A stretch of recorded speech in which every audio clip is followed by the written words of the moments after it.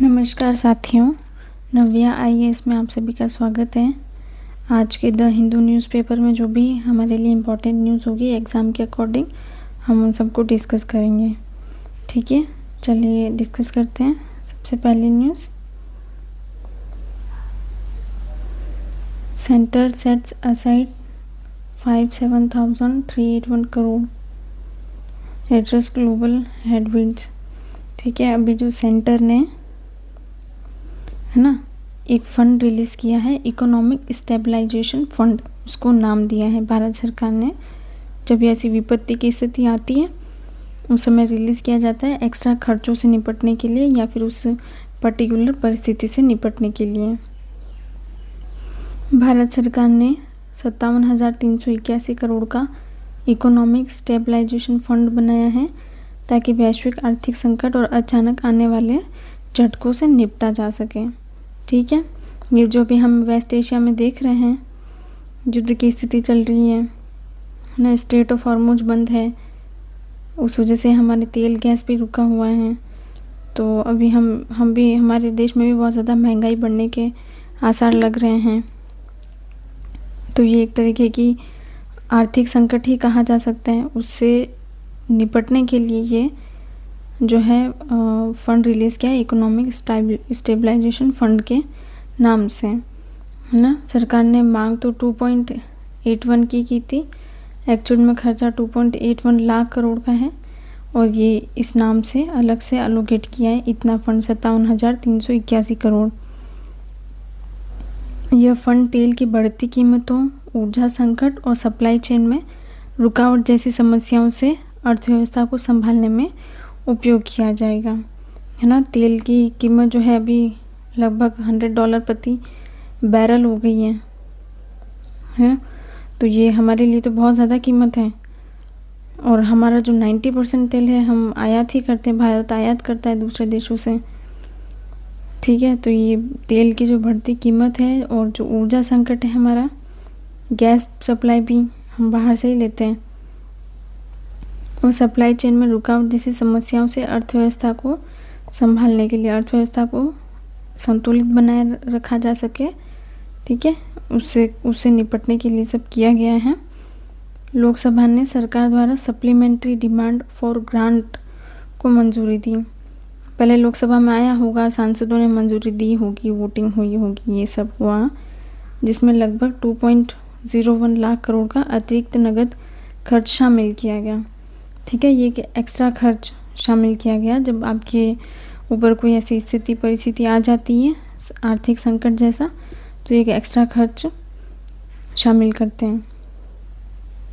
वित्त मंत्री निर्मला सीतारमण ने कहा कि अतिरिक्त खर्च के बावजूद सरकार राजकोषीय घाटे, फिस्कल डेफिसिट का जो लक्ष्य है वो 4.4% लक्ष्य 2025-26 में बनाए रखेगी। अच्छा, फिस्कल डेफिसिट क्या होता है? जब जो खर्च है वो हमारे बजट से ज़्यादा हो जाए, ठीक है, तो फिस्कल डेफिसिट की स्थिति आ जाती है। और सरकार का क्या कहना है कि जो हमारी टोटल जीडीपी का 4.4% तक ही हम उधार लेंगे, है ना। जब खर्च ज़्यादा हो, हमारा बजट कम है, तो हमें उधार लेना पड़ता है, ठीक है। तो सरकार का कहना है कि हमारी जीडीपी का 4.4% तक ही हम उधार लेंगे, हमारा यही टारगेट है और हम उसे 2025-26 में भी हम इसे बनाए रखेंगे।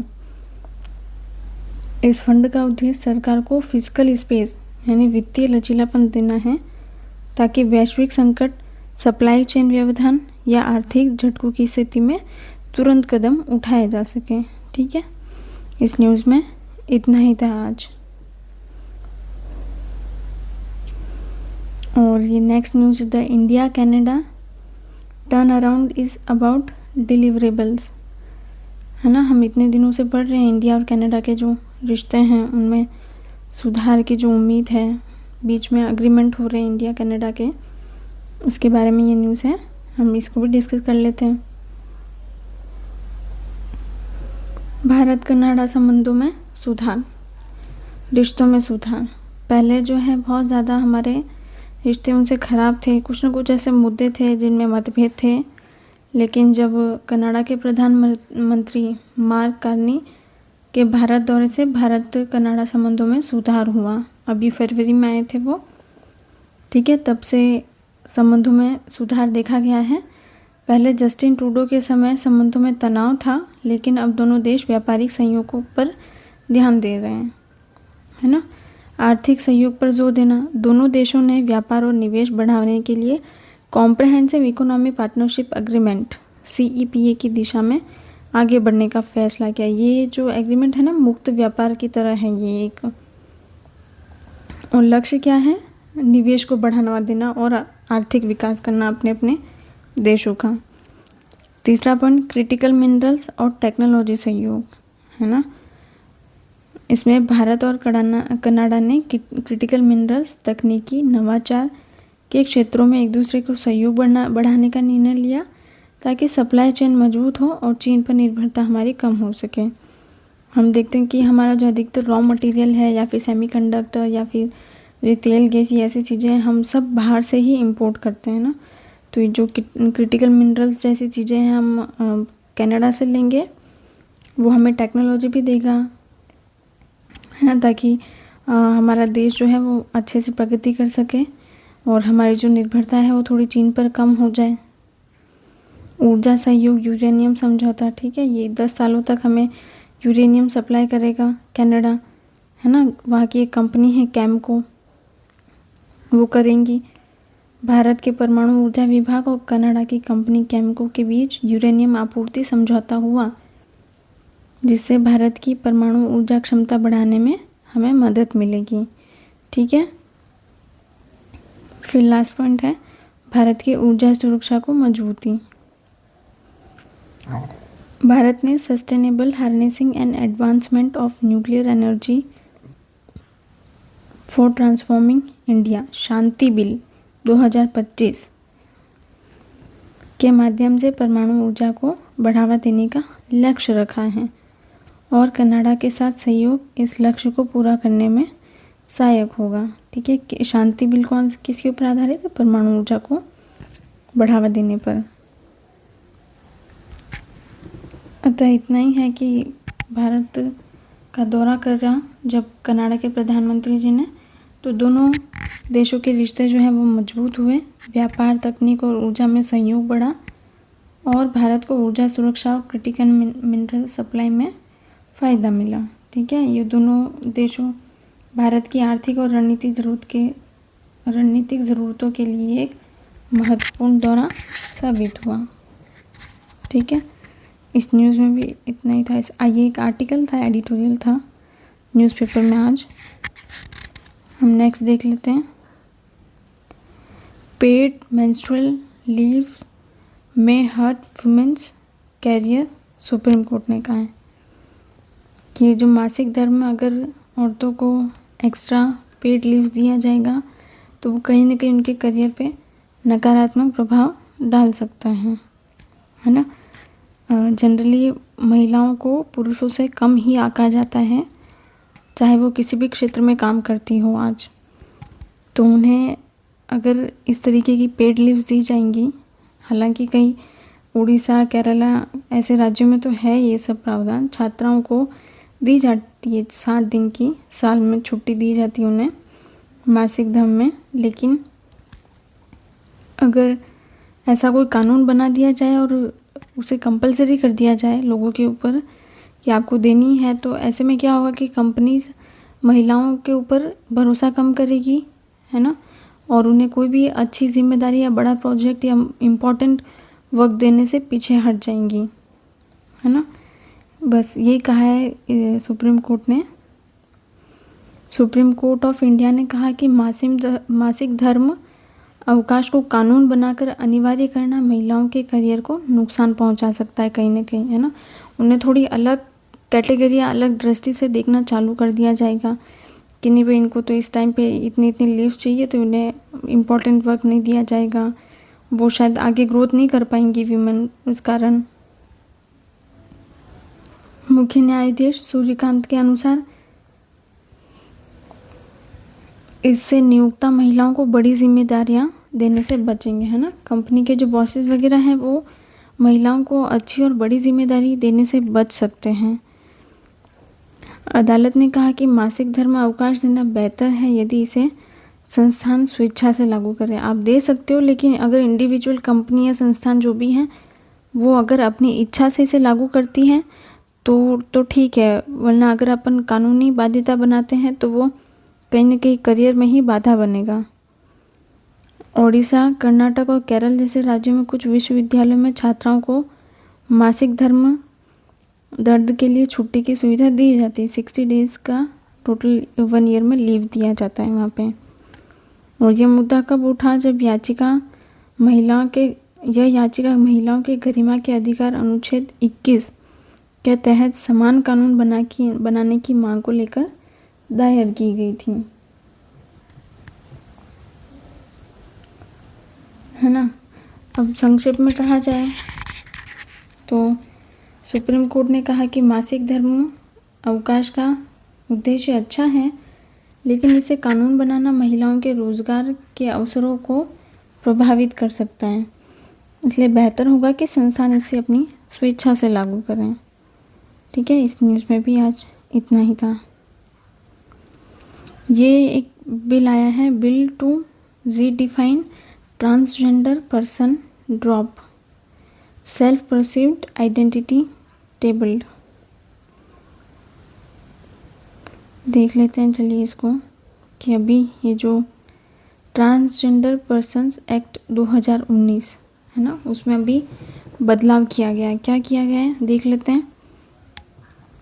केंद्र सरकार ने transgender person protection of rights act 2019 में संशोधन के लिए संसद में नया बिल अभी पेश किया है। क्या है इस बिल में?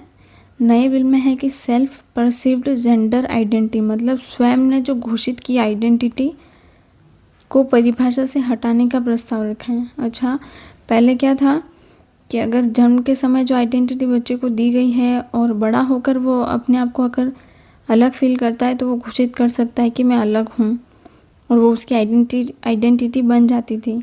लेकिन पहले जो है ना, जो परिभाषा थी वो काफ़ी अस्पष्ट भी थी।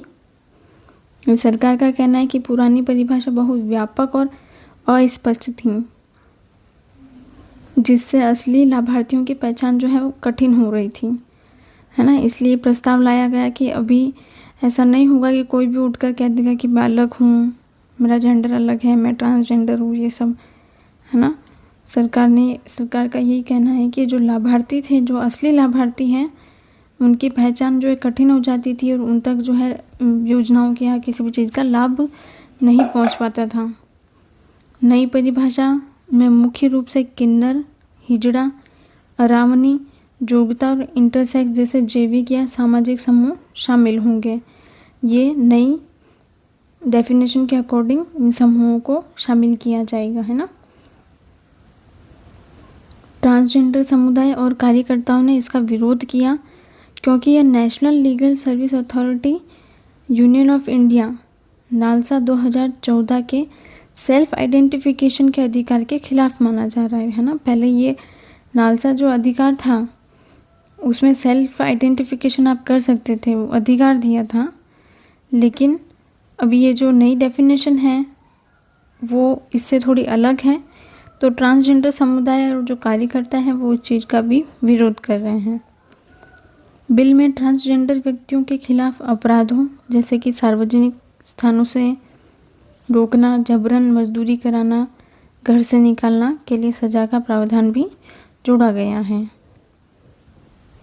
ठीक है, देख लिया हमने इस न्यूज़ को भी कि क्या क्या प्रस्ताव अभी सरकार लेकर आई है ट्रांसजेंडर परिभाषा के लिए, क्या क्या शामिल किया जाएगा, किन पुरानी चीज़ों को हटाया जाएगा, ताकि जो असली लाभार्थी हैं उन तक लाभ पहुंच सके, है ना। ठीक है, इस न्यूज़ में भी इतना ही था। हम अगली देख लेते हैं। Price pressure, India must find sources of sustainable energy to curb inflation. ये एक इकोनॉमिक का टॉपिक है हमारा, है ना। प्राइस प्रेशर मतलब 1 फरवरी 2026 में भारत की खुदरा महंगाई CPI है ना, वो बढ़कर 3.2% हो गई, जो 10 महीनों की उच्च दर है। ये सब वेस्ट एशिया में जो अभी चीज़ें चल रही हैं, युद्ध का माहौल चल रहा है, उस कारण से ऐसा हो रहा है। हमारा तेल महंगा हो गया है, गैस महंगा हो गया है ना, उसके चलते जो महंगाई है वो बहुत ज़्यादा अभी भी बढ़ने की पूरी आशंका है। और वैसे 10 महीनों की सबसे उच्च दर तो अभी तक बढ़ चुकी है। CPI खुदरा महंगाई ना 3.2% हो गई है। महंगाई बढ़ने का मुख्य कारण खाद्य पदार्थों की कीमतों में वृद्धि होती है। CPI में खाद्य पदार्थों का लगभग 36.75% वज़न है। टमाटरों की कीमत में इतनी वृद्धि देखी गई है 45%, जबकि प्याज और आलू की कीमतों में थोड़ी गिरावट दर्ज हुई है। CPI कुल मिला के ये खाद्य पदार्थों पर डिपेंड है, बाकी चीज़ों पर नहीं। जो अल नीनो की संभावना से कमज़ोर मानसून है ना, ये 2 कंसेप्ट होते हैं ना, अल नीनो और ला नीना, ठीक, ला नीना। तो ये मौसमी घटनाएं होती हैं जो पूरे विश्व को प्रभावित करती हैं। तो अल नीनो के कारण जो है अभी ऐसा लग रहा है कि बारिश कम होगी, जिससे खाद्य उत्पादन कम होगा और कीमतें जो है वो बढ़ सकती हैं। और पश्चिम एशिया का जो संघर्ष हो रहा है ना, उसके कारण प्राकृतिक गैस की आपूर्ति प्रभावित हो सकती है, जिससे उर्वरक उत्पादन भी कम होगा और कृषि की लागत बढ़ेगी, उत्पादन भी कम होगा, है ना, खाद्य पदार्थों का। तो ऑटोमेटिक जो है वो महंगाई बढ़ जाएगी। वैश्विक अनिश्चितता के कारण सोना चांदी की कीमतों में हमने बहुत भारी वृद्धि देखी है। सोना लगभग 46% बढ़ गया और चांदी लगभग 160% एकदम से बाउंस हुई, तो जिससे महंगाई पर भी दबाव पड़ रहा है ना। और बढ़ती महंगाई को नियंत्रित करने के लिए रिजर्व बैंक ऑफ इंडिया ने सरकार को वैकल्पिक व सतत ऊर्जा स्रोतों पर ध्यान देने के लिए कहा है अभी, ठीक है। तो इसके चलते सरकार ने अभी कहा है कि वो LPG का प्रोडक्शन को अभी बढ़ाए, है ना, जिससे अगर ऊर्जा की समस्या और आपूर्ति बाधाएं दूर नहीं की गई तो आने वाले समय में निश्चित है कि महंगाई और ज़्यादा बढ़ जाएगी। जो हमारे वैकल्पिक स्रोत हैं ऊर्जा डेवलप करने के, हमें उनमें जो है तेज़ी से काम करना होगा ताकि इस समस्या का समाधान किया जा सके, ठीक है। इस आर्टिकल में भी इतना ही था। ड्यूटी ऑफ केयर ये भी देख लेते हैं। जो कोरोना की वैक्सीन लगी थी उससे जो दुष्प्रभाव हुए थे ये उसके ऊपर है ना। सुप्रीम कोर्ट ऑफ इंडिया ने सरकार को निर्देश दिया कि कोविड-19 टीकाकरण के बाद जो गंभीर दुष्प्रभाव होने का मुआवजा देने के लिए नो फॉल्ट कंपनसेशन स्कीम बनाई जाए, ठीक है। अभी ये कहाँ से उठा? रचना गंगू केस से उठा, जिसमें कुछ परिवारों ने यह दावा किया कि वैक्सीन के बाद उनके परिवारजनों को जो है गंभीर बीमारी हो रही है या फिर मृत्यु का सामना करना पड़ रहा है। ये अभी हमने थोड़े दिन पहले एक न्यूज़ आर्टिकल डिस्कस किया था जिसमें VITT है ना, ये वैक्सीन इंक्लूड इम्यून थ्रोम्बोटिक थ्रैम्बो है ना साइटोफेनिया। तो ये जो है ना एक तरीके की बीमारी जो है अभी वैज्ञानिकों ने खोजी है, जिसमें जनरली क्या होता है, खून के थक्के बनना चालू हो जाते हैं। ये अभी देखा गया है लोगों को कोरोना के टीकाकरण करने के बाद, हाँ। तो कुछ मामलों में कोविशील्ड वैक्सीन से जुड़ी जिन्होंने कोविशील्ड वैक्सीन लगवाई है उनके अंदर जनरली ये चीज़ देखी गई है, सामने आई, जिसे 2024 में एस्ट्राजेनेका ने भी दुर्लभ स्थिति में संभव माना। 2 तरीके की थी, एक एस्ट्राजेनेका और एक ये हमने पढ़ा था एडेनोवायरस वैसा, ठीक है। 2 तरीके की वैक्सीन होती है ना, वो सब हमने पहले आर्टिकल में डिस्कस किया था, जिसमें से जिन्होंने कोविशील्ड लगवाई है वो mRNA और एडेनोवायरस होता है, 2 तरीके की होती है ना, ठीक है। तो जिन्होंने कोविशील्ड लगवाई है उन्हें ये चीज़ देखनी पड़ रही है, अभी समस्याओं का सामना करना पड़ रहा है। कोर्ट ने कहा कि आम नागरिकों के लिए वैक्सीन कंपनियों के खिलाफ कोर्ट में केस दर्ज करना जो है वो कठिन है।